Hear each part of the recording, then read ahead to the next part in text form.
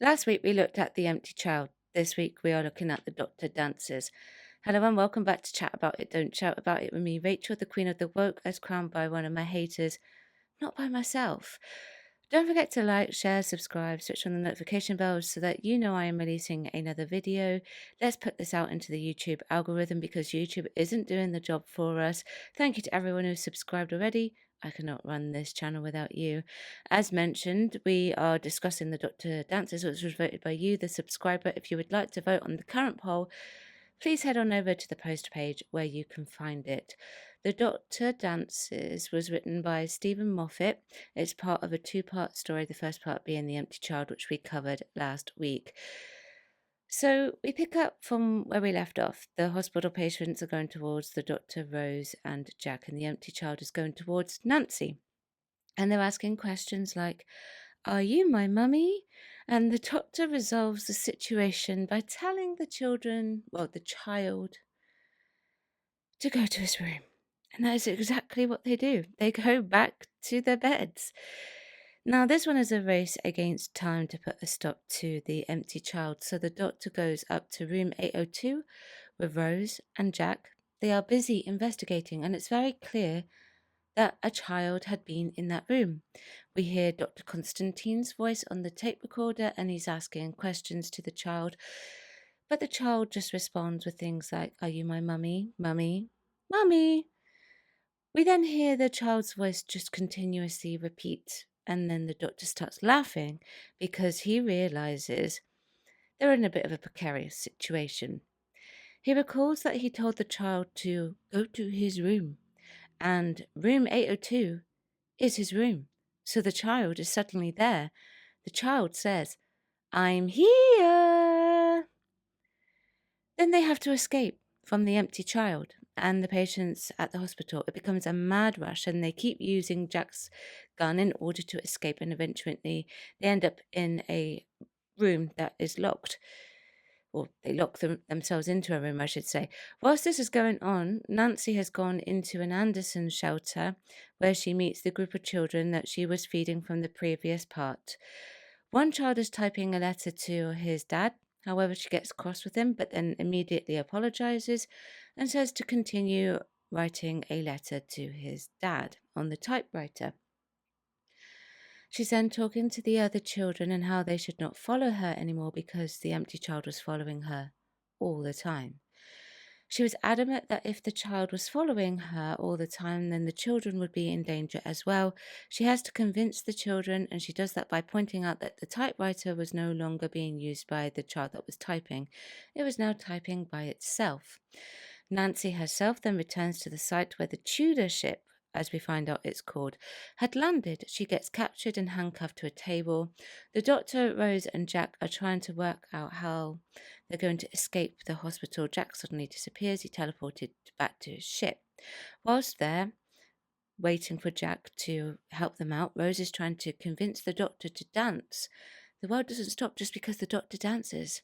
And he goes to dance, but then he takes a look at Rose's hands and mentions the fact that she'd been holding on to a rope from the previous story, but she had no rope burns to show for it. And that's when she mentions that Jack had healed her hands with the use of the nanogenes. Jack then teleports them into his ship, and the doctor clicks his hand to reveal the nanogenes and gets healed from an injury that he had himself. All the meanwhile, they've been formulating a plan that the only way that they're going to put a stop to this is by exploding the Tudor ship with a bomb. So they set a bomb onto the trajectory to go towards the Tudor ship at a certain point in time. They then go to the site where the Tudor ship had landed, and we go back to Nancy, and Nancy is still talking to one of the soldiers. She realizes he has also got a cut on his hand, and she tries to convince him to let her go, but he won't, and then he himself transforms into a dead man wearing a mask. The doctor, Rose, and Jack arrive at the site where the Tudor ship is. Jack says that he's going to ask his work colleague if he can have access to the site. However, the captain he was going to ask also turns into a dead man with a mask on his face. This is when they realize that not the disease, but the situation is now airborne, and everybody is going to be changed by the nanogenes into this being because the nanogenes believe this is how human beings should look. They copied the form of a dead child wearing a gas mask. They find Nancy in the tent with the other soldier. The doctor releases her and they escape. And they begin to put their plan into action and they start sealing off the fence where Nancy had entered. Whilst all this is going on, the child and his quote unquote army, so to speak, turn up. This is when the doctor cottons on to the fact that the nanogenes had escaped from the Tudor ship after it crashed, found the dead child, and changed the people into the same form. And this is also where he realizes that Nancy is older than she looks and that the child is following her. He realizes that the child is her son, and so he tells her to tell him that, and so she does. She says that he is her mum, his mummy. She gets down and hugs him, and the nanogenes get to work and they start repairing him, and then the doctor uses the nanogenes to repair everyone else. The doctor is exceptionally happy about this and he is excited that everybody lives. Just before all this happened, though, Jack goes off. He disappears. He goes to get the bomb and put it into some form of stasis. He then returns to his ship. He's going to explode it safely away from the Tula ship and the humans. With everyone alive, the doctor and Rose return to the TARDIS. Rose does question the doctor, though, about Jack. The doctor doesn't really answer the question all that much. We see a shot of Jack sat in his ship, asking his ship about his chance of survival, which is 0%. So he thinks he's going to die. However, we hear the TARDIS, and then we see that the TARDIS has sort of appeared at the end of his ship, and the Doctor and Rose are dancing in the TARDIS. Rose tells Jack to get on board the TARDIS. So it really is an everybody lives moment, and the doctor is so happy about this that he's got no choice but to dance. And Jack joins the TARDIS as a companion. All right. So, compared to last week's story, The Empty Child, this is a good conclusion for a two-parter, I will say. I do have more negatives in this one than I do the first, so we'll start off with some negatives, okay? Just to be a downer, total downer, H. The dancing. We really could have done without that dancing sequence. I get that the doctor is excited, he's jubilant, but do we really need that? We could have seen perhaps a bit more action with how the doctor was going to save Jack. Jack was going to be a regular companion from then as well, which I might hasten to add, I think is a very good companion to have. He's strong, he's smart, and John Barrowman is very charismatic, very likable actor and a singer. He also adds that LGBTQ theme that Russell T Davies really does like to have. But it's not over the top. Jack is not what I would call completely flamboyant. You would think that he is completely straight at times because John Barrowman does play a convincing straight man. You can't deny it. He really does. So, yeah, I would have liked to have seen a bit more of the action with saving Jack rather than a dancing, but that's what we got. So, that's what I have to accept on the surface. I think I will address the biggest elephant in the room, which are cliffhangers. What is it about New Who and cliffhangers? I keep forgetting that they started this extremely early on. When I rewatched the Daleks the other day for the review, one of the things that I noted was that the first cliffhanger, where the Dalek plunger is going towards Barbara, ends there. And then in the next part of the story, you see that again, but then you don't see what happens to Barbara for about 5 minutes. You don't know what's going on with her. You're left hanging. And I wish today's cliffhangers for Doctor Who from 2005 right across board up to now were a bit more like that. Sure, they leave you guessing for a week because Doctor Who is only once a week nowadays, but they don't need an instantaneous resolution, in my honest opinion.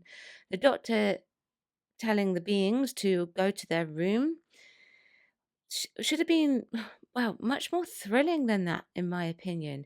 And it's just an opinion, it really is. However, what I did like, though, was that this allowed for us, I suppose, in some ways to think that the danger had passed. What we wouldn't have expected was the fact that the doctor had sent the child to his room. And where did the child go? And they go room 802. That's the child's room. So it's a bit of a shock when the child turns up. It does play into the story a little bit. I just think that we could have had more time, in my honest opinion, to have them being chased through the corridors or be in some sort of peril before he cottons on and says, "Go to your room." And I just think that would have been a good idea. But I suppose you really can't have it all. I really do like the idea of this child being absolutely terrifying. I think the concept, and I mentioned this in the last review of the child being able to control things that ordinarily we would never to be able to control without not touching them, is crazy. It's almost like playing into a poltergeist sort of thing. Ghost children are said to be very mischievous and they like to play and things like that, pretty much like the child does in his lifetime. Stephen Moffat really plays on it. And I really like that they're in room 802. The doctor pressed to listen to the tape recording between Dr. Constantine and the empty child. And we think that the whole entire thing is going to be completely innocent. What we didn't realize was that the tape was going to run out. And we're led to believe that they're still listening to the recording. Why? Because they're talking about the room and the fact that it's a child's room and there are pictures everywhere.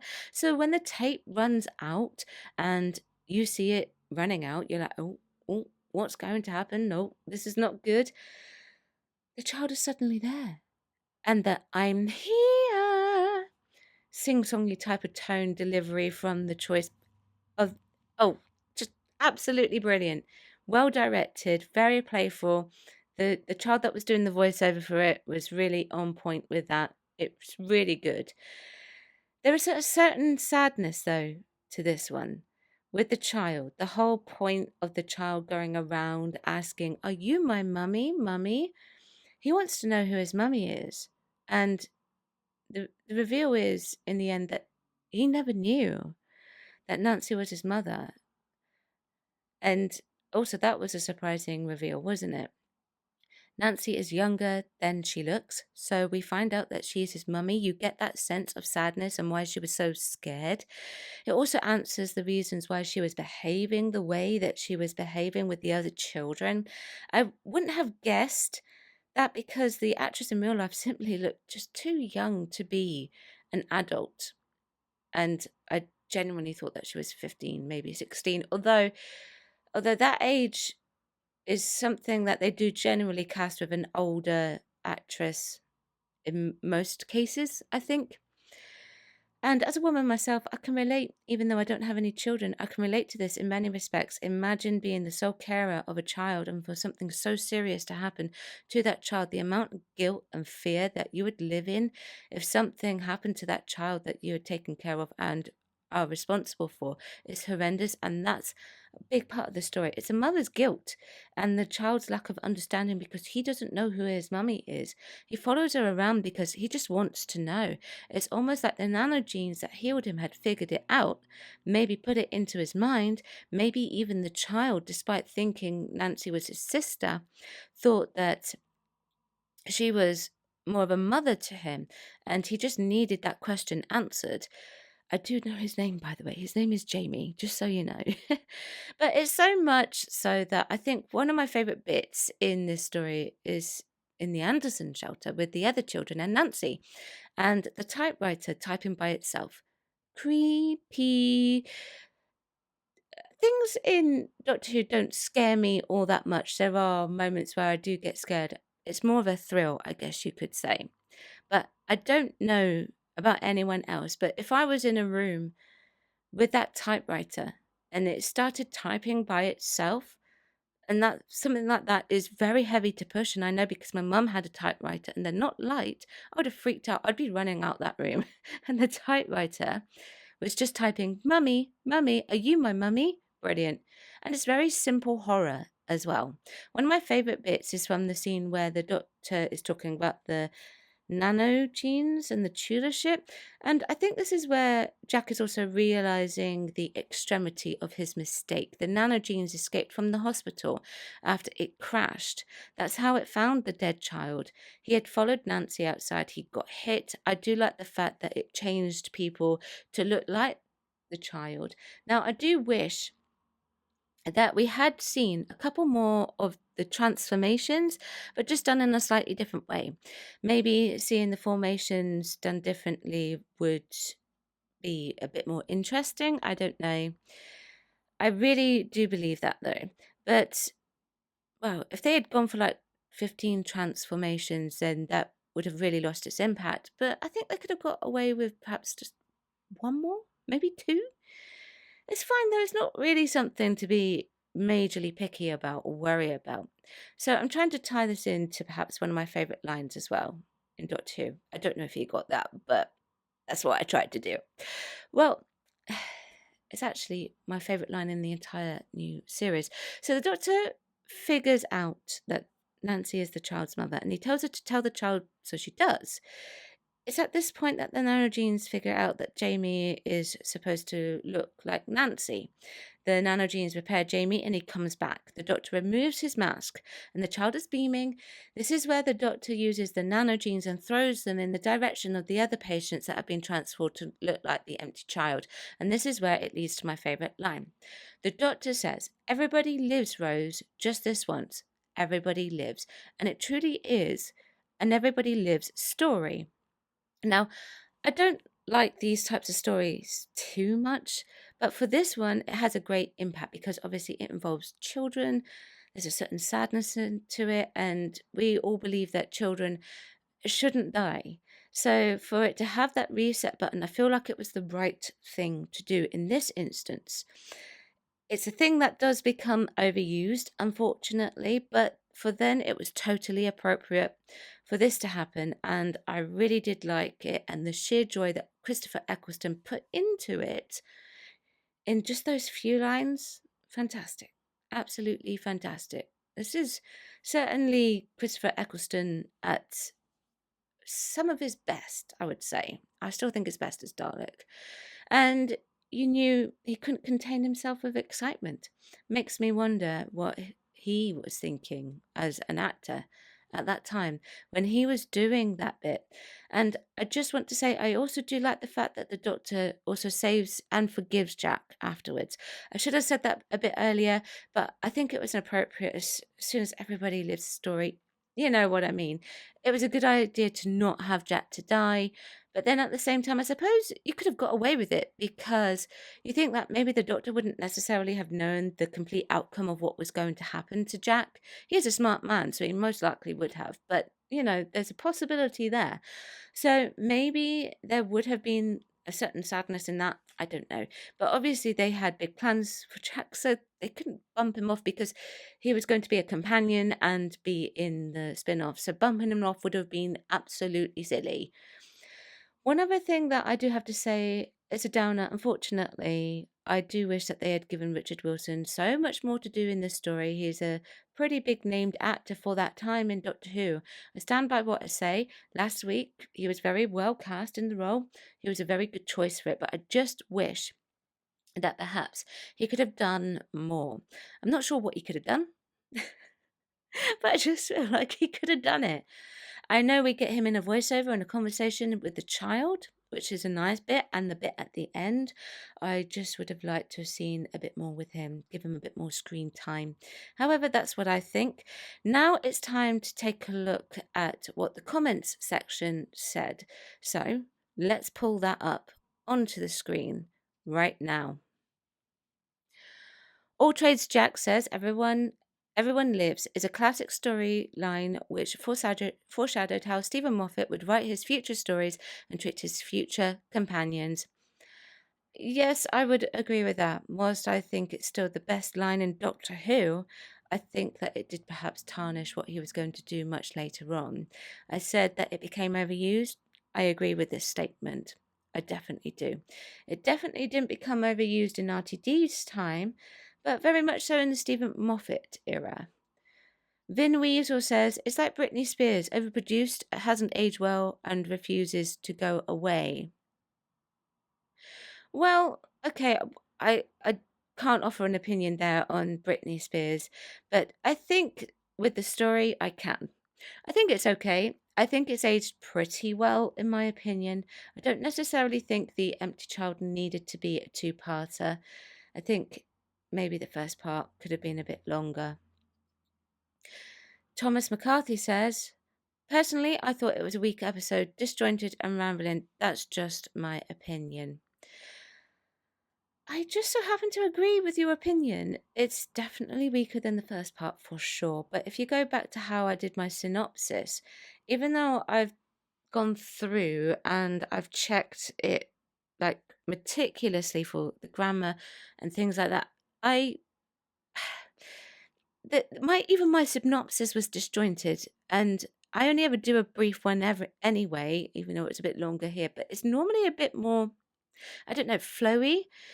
And I was trying to remember the order of which way things were happening because I watched the story on a rewatch and then I give it a few days. This is how I do my reviews. I watch the story on a rewatch, give it a few days before I write the script so that I can process everything. When I came to writing this one, I was like, oh my goodness, what order does it come in? And the thing is, I've seen this story so many times. So you think that I would remember it, but it really just merges into one. And yeah, there is a lot of rambling in that. I would agree with that statement as well. I do wish it had been more concise, but there you go. I mean, it is what it is. That's the story that we got, and it's still a very good one. Does it need to be a two-parter? Not really. As I said, I think that the first part could have been extended on. I don't know why my script says pop-ups here. I must have missed that when I did a grammar check on my script. But if Stephen Moffat's being booked to do a two-parter, then that's what he's got to do. So he's got to make it work the best way that he possibly can. Now that's what I think. Let me know what you think. Chat about it, don't shout about it. Thanks for watching. See you tomorrow at 4 p.m. Bye bye. Thank you for watching today. Don't forget you can join me on my other platforms as well. I've got YouTube, Rumble, Spotify, X, TikTok, Instagram, Locals, Substack, and I also have a Discord. Everything is linked below.